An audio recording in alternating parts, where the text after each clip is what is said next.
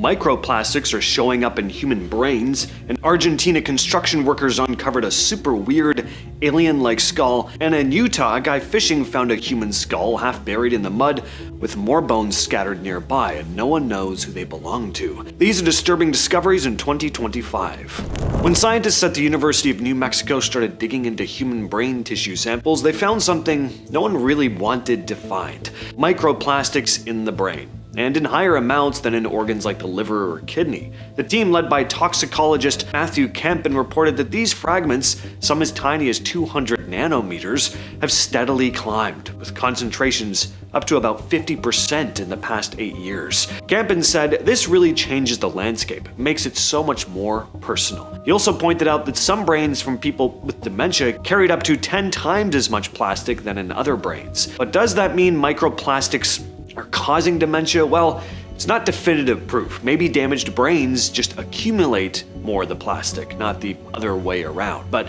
as for how the plastic gets in, it might come from food or water, say livestock eating plastic-contaminated crops, or fields irrigated with water that has traces of plastic in it. Construction workers in San Fernando, Argentina were digging for a new water system when they hit a burial urn. Inside was a human skull, but not one that looked normal. As you can see, this thing is pretty oddly shaped, almost alien-like. Even experts admitted the thing looked unsettling. The skull was taken to the provincial anthropology department to be studied. Scientists confirmed the skull is real, but no one agrees yet on how it ended up that way. One strong theory ties it to an ancient practice called artificial cranial deformation, where a baby's head was deliberately shaped using wooden boards or tight bandages while the skull bones were still soft. It sounds brutal, but thousands of years ago it was common in South America. Cultures who lived in the region between the 3rd and 12th centuries viewed it as a way to show their family's status in society, or to give the child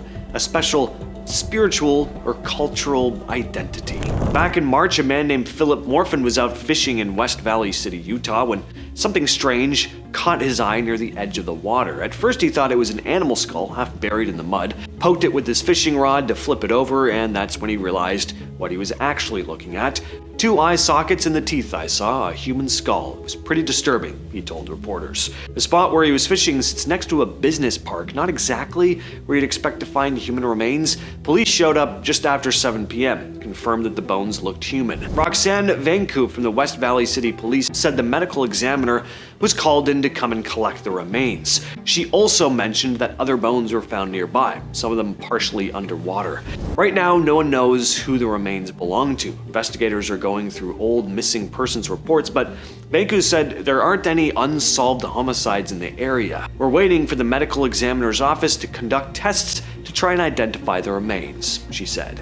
In August, an anonymous source was driving through the desert outside Searchlight, Nevada, when they came across dozens of small ash piles scattered across the sand. When they got closer, they realized they were looking at cremated human remains. About 70 piles of burnt bone and ash were found near a dirt road just outside the town. The person sent a photo to the news, who then contacted the police. The Nevada Bureau of Land Management confirmed the ashes were human. They're still trying to figure out where they came from or who put them there. It's not illegal for someone to scatter cremated remains in the desert, but the agency made it clear that, quote, individual, non-commercial scattering is the only kind allowed. Dumping large amounts like this could break several laws, especially if it's a business behind it. Just weeks before this too, a Las Vegas funeral home was shut down after inspectors found decomposing bodies that have been sitting around for months. One was actually there for nearly a year. Searchlight is only about an hour south of Vegas,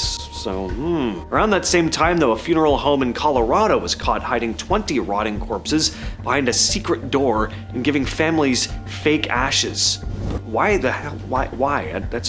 That is so creepy. Anyway, is it possible someone drove from Colorado to Nevada to burn the remains?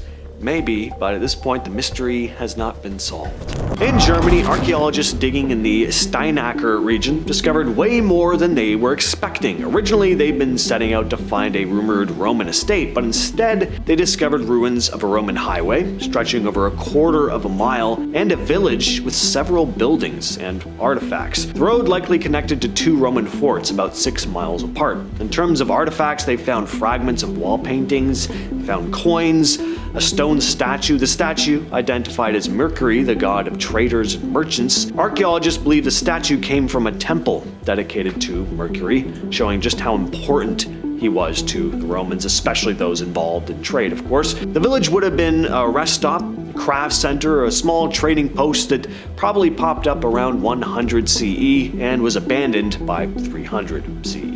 The Nazca lines have been talked about to death, but today we have an update for you. Recently, hundreds of new geoglyphs in the desert of southern Peru have been found with the help of artificial intelligence. There you go, it is good for some things. Researchers using AI to analyze satellite images discovered 303 additional geoglyphs in just 6 months. These include detailed depictions of animals like llamas and orcas holding weapons, more on that later, along with more human-like figures. Some of these things are over 2,000 years old, created by the Nazca people, who lived between 200 BCE and 600 CE. They're famous for their massive drawings etched into the desert floor, which could only have been fully appreciated from the air, which makes them very mysterious. So the AI model was key in this discovery. As lead author Masato Sakai explained, the quote, traditional method of study was slow and carried the risk of overlooking some of them. The AI, on the other hand, found faint lines 20 times faster than humans could. Now they were able to map out the distribution of the geoglyphs a lot more efficiently, to say the least. Some of these new figures are smaller, but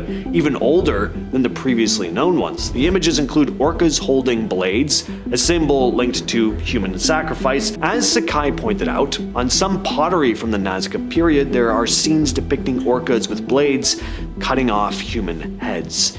Now, we're still not sure what the purpose of the Nazca lines was, but it seems like they would have held some spiritual significance. This year, archaeologists working in Pompeii discovered something pretty cool, a private spa complex, no longer operational, of course, but it is helping to show us how the city's wealthy lived before Mount Vesuvius erupted and buried everyone in mounds of boiling hot lava. How's that for a hot tub? The spa complex was found during excavations of a home in what was once a wealthy district of Pompeii. This would have been a place for the elite to unwind and socialize. The spa had different rooms, including a hot bath, a cold bath, and a steam room, all beautifully detailed. Plus, the site shows how advanced Roman engineering with its plumbing and heating systems was. For years, scholars weren't sure what animal represented Seth, the Egyptian god of disorder, sexuality, and death. When we picture animals in ancient Egypt, cats come to mind a lot, crocodiles, of course, eagles, snakes, beetles.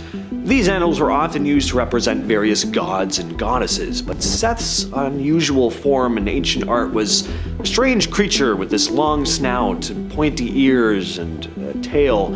People have never really been sure what animal Seth was supposed to be. Some thought he may not have been based on an animal at all, even. But recently, archaeologist Pierre de Mare thinks he may have figured this out. After studying early depictions of Seth from between 4000 and 3000 BCE, he believes the animal was actually an aardvark. Not an animal we usually associate with ancient Egypt, but the aardvark's long ears, the snout and tail, they do match some of the earliest images of Seth. And de Mare also pointed out that people in sub-Saharan Africa have long associated aardvarks with themes like male virility and death, the same traits the god of Seth were associated with. Now, aardvarks don't live in the Nile Valley today, but animals like giraffes and elephants used to, so it is possible that aardvarks could have as well. Just recently, a team of researchers discovered prehistoric cave paintings in Indonesia that are among the oldest known to date. The paintings depict animals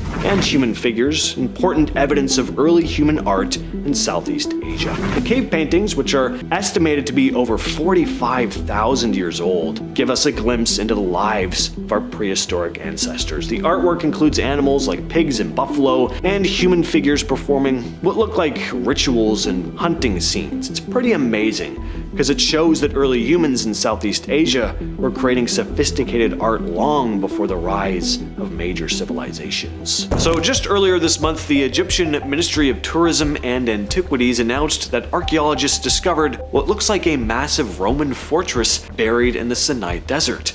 There were 2 others found decades ago, but now they've found evidence of a third. The spot's called Tel Abu Safeh, and they first noticed something was there thanks to satellite images showing weird shapes under the sand. When they started digging, they found the remains of stone buildings, living quarters for soldiers, and a 330-foot-long road that used to run right through the place. It's believed to date back to the time of Roman emperors Diocletian and Maximian, so late 3rd century. The road was lined with more than 500 trees at one point, which is kind of crazy to think of in the middle of the desert. They also found 4 huge ovens or kilns, which means this place wasn't just for defense, people were making stuff there too. The whole site is giving researchers a much better idea of how the Romans controlled the Sinai area. Earlier this year, a team of researchers from Italy and Scotland claimed that they found evidence of a huge underground city beneath the pyramids of Giza. They used radar scans and said they picked up 8 deep shafts going over 2,000 feet below the surface. These shafts seemed to connect to large cube-shaped structures and spiral tunnels, all hidden under the desert. The researchers think this might be part of an ancient complex, possibly tied to old Egyptian legends. They also think there could have been an underground waterway connected to the Nile, which might explain how materials were moved during the construction of the pyramids. But why hasn't this been all over the news? Well, there's been a lot of pushback. I'm gonna guess you were all expecting this part. This just sounded too good to be true, didn't it? Now look, there is a small chance that they've actually found something, but a lot of experts are saying the radar technology they used isn't capable of detecting things that deep without digging. There's just no way to confirm any of it. Egyptologist Zahi Hawass called the whole thing a hoax. So far, nothing has been excavated, and the claims are unverified, but even if part of it turns out to be true, it would completely change what we know about the pyramids and ancient Egypt in general. So, fingers crossed. In April of 2025, a joint team from California State Polytechnic University, Humboldt, and North Macedonia's Institute and Museum in Bitola found what they believe is the ancient city of Lyncus, near the village of Kronobuki. They spotted it using LiDAR, or light detection and ranging, basically laser scanning from above that shows what's under the trees and soil. What they found was a pretty advanced settlement, the remains of a fortress, a textile workshop, and a bunch of tools, oil lamps, and other everyday stuff. The layout and the finds line up with the ancient Macedonian city of Lyncus, which was part of the larger kingdom of Upper Macedonia. One reason this is a big deal is because Lyncus is thought to be the birthplace of Eurydice I, the grandmother of Alexander the Great. So, scientists using LiDAR in the Amazon have come across what they're calling ancient garden cities, these large planned communities built long before Europeans arrived. These places had wide roads, canals, ponds, gardens, and orchards. Some of the structures and layouts were so hidden by thick jungle, nobody realized they were there until now. Of course, the remains of ancient cities in the Amazon have been known about for a long time, but this team, led by Vinicius Peripato, just found 24 previously undiscovered structures and geoglyphs. These ancient Amazonians weren't just living off the land, they were reshaping it. They built raised causeways, fish farms, and planted useful trees in patterns, basically managing the rainforest like a giant sustainable garden. So this flips the old idea that the Amazon was just this massive unexplored wilderness with some cities sprinkled around here and there. Turns out it was home to people that knew exactly what they were doing when it came to engineering long before modern technology, and there are an estimated they gave a really high number of all the stuff that could still be hiding in the jungle, so this one is pretty cool. This past March, researchers at Khalifa University in Abu Dhabi used AI and radar imaging to uncover what looks like a 5,000-year-old civilization buried in the sands of the Sarak al-Hadid region, an archaeological site in Dubai. They trained an algorithm to read what's called synthetic aperture radar satellite images, basically radar that can see through sand, and it picked up patterns that seem to show some type of ancient settlement. The site is deep in the empty quarter, which is one of the harshest deserts on Earth. But back in the Bronze Age, it seems people were living there in organized communities. The AI flagged things like circular formations, things that seemed to have been constructed in straight lines, and what looked like roadways, all signs that there were intentionally built things now buried deep under the sand. With this technology, they could find even more buried cities out there in the desert, hidden just under the surface. One of the researchers called it a turning point in archaeology, saying it allows us to, quote, see what human eyes can't. So far, they've only scratched the surface, but already the finds are pointing to a pretty advanced society living in the area thousands of years ago. Back in October, researchers using satellites and drones discovered a bunch of ancient cities in the mountains of Uzbekistan. The most impressive one is called Dumbilak, a massive medieval city that pretty much dropped off the map. It sits above the old Silk Road, which was a network of ancient trade routes that connected Eurasia, active from the 2nd century BCE until the mid-15th century. From what they've found so far, Dumbilak was no small village. It had city walls, there were residential areas, buildings, possibly workshops for metalworking. They think it was active from around the 6th to 11th century. So for centuries, this place was pretty busy with trade and culture. Weird thing is, it's never really shown up in historical records, like nobody really wrote about it. The place was completely lost and forgotten until now. They're still surveying the area, but it looks like Dumbilak might just be the tip of the iceberg. There could be even more lost cities buried in the hills. So in Gdansk, Poland, construction workers were tearing up the ground under this old ice cream shop, and instead of just finding pipes and junk, they hit something else. A medieval knight's tomb. This was just back in July, but the shop had been there for decades and nobody had a clue there was an entire burial ground under it. Archaeologists were called in and they found the knight buried with pieces of his chainmail armor still intact. His tombstone had a carving of a knight holding a shield, though the coat of arms was too worn out to make out. And that means no one knows yet who this guy was. They've already found more than 200 other graves in the same area, along with the remains of an old wooden church that used to stand there though. But now everything is being taken to the Gdansk Archaeological Museum so they can figure out who this armored mystery man actually was. In April of 2025, construction crews at Temple University ended up digging up human remains and old caskets. The site sits on the Old Monument Cemetery, which opened in 1837 and once held about 28,000 bodies. When the university expanded in the 50s, most of those graves were disturbed. Headstones were dumped along the Delaware River and only a few families were contacted. Now, decades later, Temple ran into the leftovers. Work stopped right away. Archaeologists, police, and the coroner were called in. Temple said they followed all the experts' guidance to handle everything respectfully. Historians say this isn't exactly a surprise, though. Seth Brugman, a history professor at Temple, explained that the cemetery had been a green space for the city, but the university claimed it was neglected so they could expand parking and take over the main entrance. In 2025, the conversation around climate change shifted from just worrying about, heat waves to realizing we might have unlocked something much worse. This year's global climate update in September showed that temperatures are still climbing. We're almost past the 1.5 degrees Celsius limit that world leaders promised to stay under in the Paris Agreement. That's the international deal made back in 2015 where nearly every country agreed to try to slow down global warming, but the report showed things aren't going great in that regard. Carbon pollution is still going up too. Sea levels are rising faster than ever, and places like Asia are heating nearly twice as fast as the global average. But then there's what's coming out of the melting ground. That's really what we're talking about here. A United Nations report in July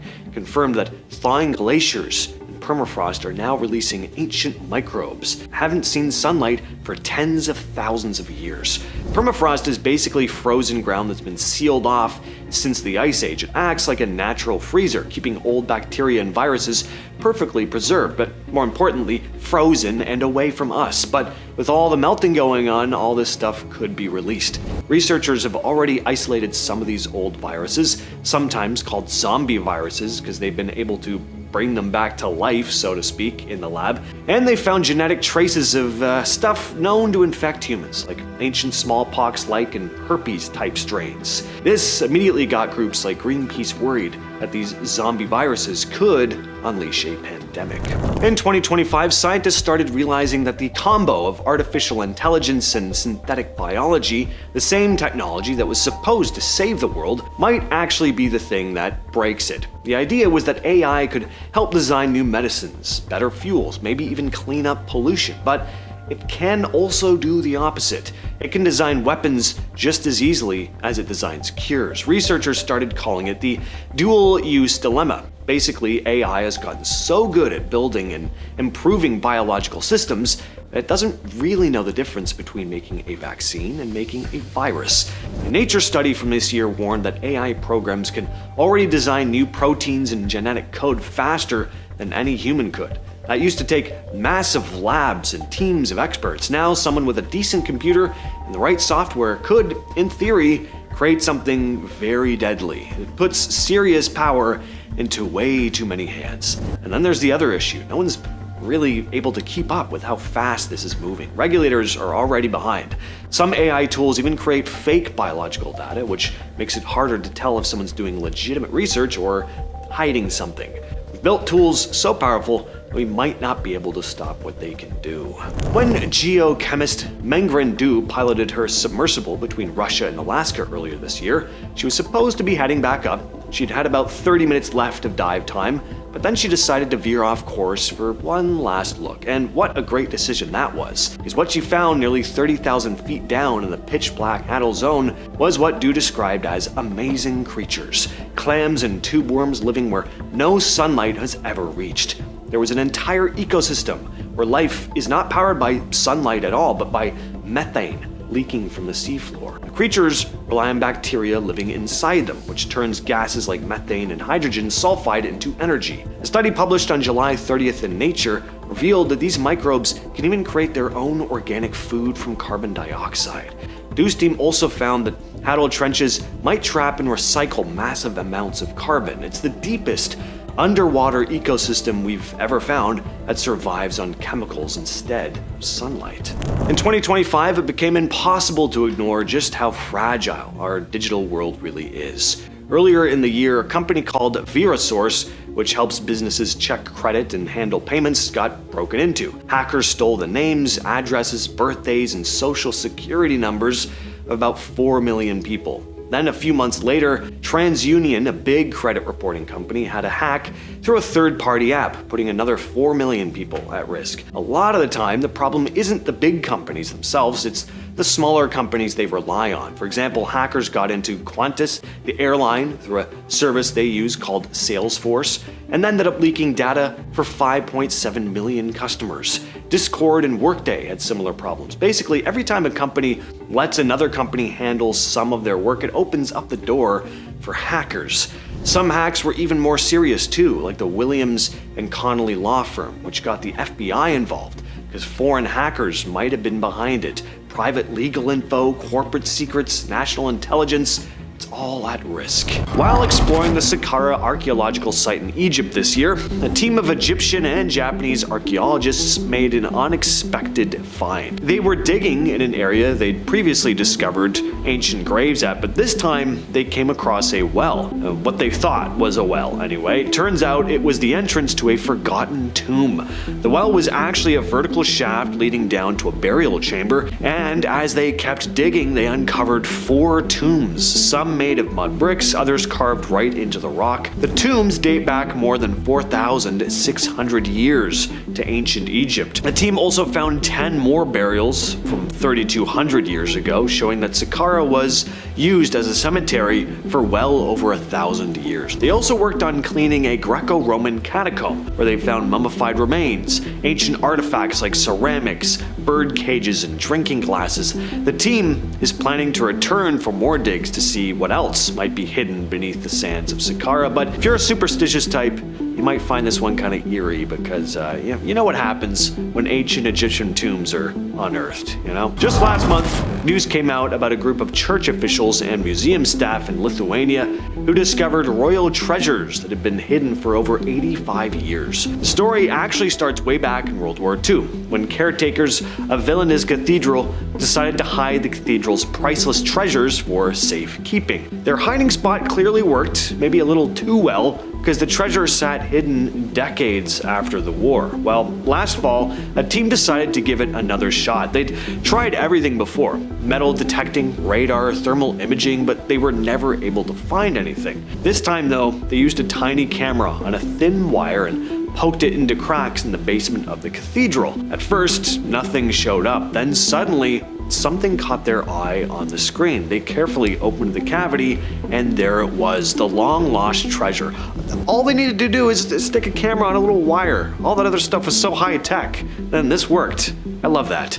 Among the finds were royal burial items, some more than 450 years old. The treasure included 3 crowns, a scepter, an orb, jewelry, silver plaques, and a medallion. One of the crowns belonged to Alexander Jagiellon, the Grand Duke of Lithuania and King of Poland, who died in 1506, and 2 others belonged to the wives of King Sigismund II Augustus, who passed away in 1572. News of this story has been making the rounds recently. Archaeologists working in Italy discovered this long-lost Roman town hidden beneath farmland. Incredible. The site in the Lazio region dates back to around the 1st century BCE, and it's pretty well preserved. Researchers found entire buildings, including homes and workshops, with walls still standing and even some floor mosaics intact. And then there were the artifacts. You got pottery, coins, and tools. The town was a busy spot for trade. It was probably connected to a bunch of other Roman towns, all working together to supply bigger cities like Rome with what they needed.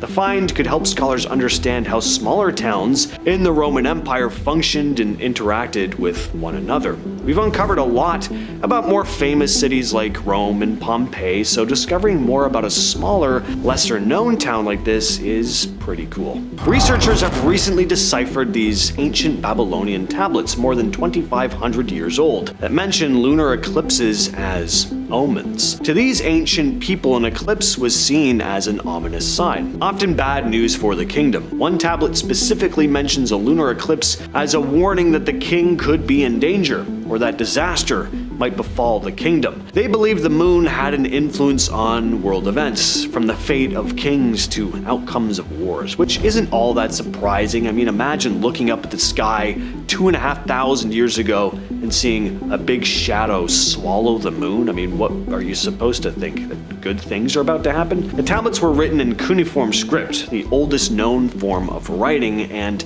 not easy to decipher. But it's clear that the Babylonians knew a lot about astronomy, even though their interpretation of it was a bit off. In 2025, archaeologists in Peru discovered this hidden network of ancient Inca tunnels beneath the ground. These tunnels were used for water management and transportation, and they'd been surprisingly well preserved over the centuries. What's so important about this find is that it shows just how skilled the Inca were at engineering in a tough environment. Without modern tools, they dug these tunnels to direct water through the mountains, helping to irrigate crops during dry seasons. Some of the tunnels also worked as roads, allowing people and goods to move across the rough terrain. The Inca are already famous for their impressive structures like Machu Picchu. These tunnels are revealing another side to them. They were able to manage water and create infrastructure that kept their empire running smoothly, even in some of the most difficult conditions. Just recently, researchers working in Mexico's Yucatan Peninsula found the layout of a previously unknown Maya city, now being called Valeriana. Using LiDAR, they mapped out a full city hidden in the jungle. There were plazas and temples, homes, a ball game court,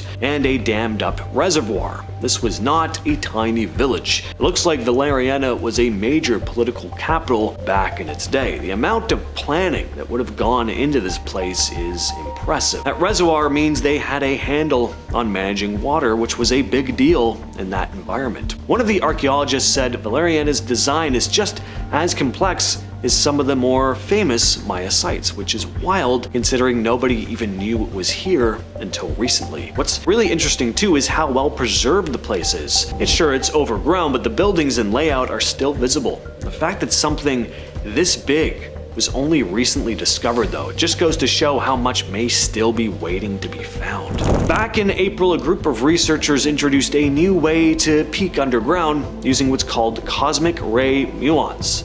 And they put it to the test at one of the most archaeologically packed places on Earth, ancient Jerusalem. Specifically, they focused on the City of David site, which has layers of ruins going back thousands of years. The team used a special type of muon detector that can spot hidden voids and anomalies underground, basically giving them a kind of 3D X-ray vision without digging. Now, just what in the hell are cosmic ray muons, though? Well, they're subatomic particles created when cosmic rays from space hit Earth's atmosphere. They constantly rain down down and can pass through rock, buildings, underground chambers. Muon imaging works by detecting the paths of these particles. When they hit dense material, they slow down, or they just get absorbed. But when they pass through open spaces like tunnels or rooms, they just keep going. So by measuring where muons get through, researchers can spot what might be hiding underground. Early scans from the project showed areas that don't match up with anything they'd previously found, including one large void that might be part of an ancient passage or room. It's still too soon to say exactly what they've found, but this is a very cool new method that could completely change how archaeologists study sites where digging might be restricted. More scanning is planned over the coming months. Deep in the Yucatan jungle, archaeologists came across the ruins of a massive Maya city called Akamun. It had been hidden for centuries, buried in the dense jungle. The discovery was led by Mexico's National Institute of Anthropology and History, and the site covers over 120 acres. We're talking about temple pyramids, stone plazas, ball courts, and stairways leading to raised platforms, all signs that Akamun was a pretty important place at one time. The team believes it was at its peak between 600 and 800 CE, during the Maya civilization's late Classic period. What makes this find even more interesting is that the city isn't mentioned in any surviving Maya texts or their oral traditions. It was completely off the radar until now. That is rare for a place this big. One of the archaeologists called it a, quote, monumental civic ceremonial center, which basically means it was an important place for public gatherings, rituals, and politics. They also found cylindrical stone columns that aren't super common at other Maya sites, which might mean Akamun had its own unique style of architecture.